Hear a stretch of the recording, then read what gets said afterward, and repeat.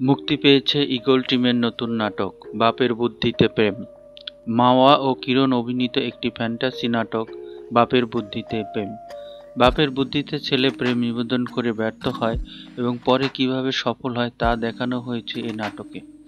ভিডিওর শুরুতে একটা অনুরোধ, লাইক দিয়ে ভিডিওটি দেখা শুরু করবেন, আর যারা এখনও আমার চ্যানেলটি সাবস্ক্রাইব করেননি তারা সাবস্ক্রাইব করে আমার পাশে থাকবেন। নাটকের শুরুতে দেখা যাবে নায়ক ফুল দিয়ে নায়িকাকে প্রেম নিবেদন করছে, কিন্তু নায়িকা স্যান্ডেল দিয়ে মারতে যায়, আর এই সব কিছু করে সে তার বাপের বুদ্ধিতে। কিন্তু নায়কের মা এসব কিছুতে বাধা দেয়। এর দৃশ্যে দেখা যায় নায়িকা শরীর চর্চা করছে, তার বোন এসে কারণ জিজ্ঞাসা করলে সে বলে বিয়ের পর স্বামীকে মারার জন্য শরীর ফিট রাখছে। নাটকে নায়কের একটা কমন ডায়লগ আছে, আপনি গুরু আমি শিষ্য, আপনি থেকে আমার শুরু। বাপের বুদ্ধিতে ঘাড় বাঁকা করে নায়িকাকে দেখে, কখনো গুন্ডা ভাড়া করে, আবার কখনো অন্য মেয়েকে প্রেমিকা বানায়, কিন্তু আমাদের নায়ক প্রেমে সফল হয় না।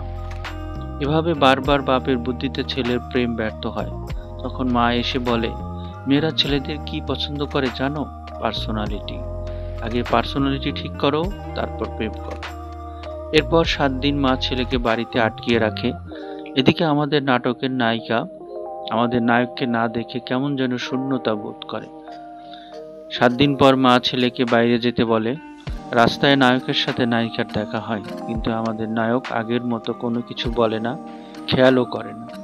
তখন নায়িকা এগিয়ে আসে এবং ভালোবাসার কথা বলে, তুমি যেভাবে তোমার পার্সোনালিটি চেঞ্জ করেছো সেভাবে আমিও তোমাকে ভালোবেসেছি। আর এখানেই আমাদের নাটক শেষ হয়ে যায়। নাটকটি কেমন লাগলো অবশ্যই জানাবেন, কমেন্টে জানাবেন। আর ভালো লাগলে আপনারা ইউটিউবে যে নাটকটি দেখে আসতে পারেন।